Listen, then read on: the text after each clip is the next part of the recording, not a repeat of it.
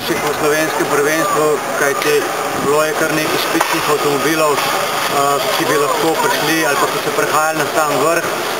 Seveda vse ti avtomobili, ki pridejo na novo, imajo tudi neke porodne težave, vendar pa mislim, da je to zelo dobra prognoza za naprej, kajti dve Lancia, dva Mitsubishi in še kakšen hiter avto, to so lepe obeti za prvenstvo.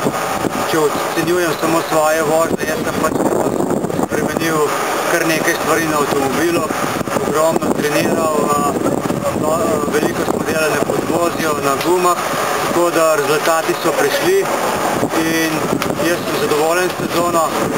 Kaj, kako naprej, pa ne vem niti sam, ali se bom odločil za eno sezono, dvomim, kajti ogromno časa potrebuješ, da se res speljati celo sezono.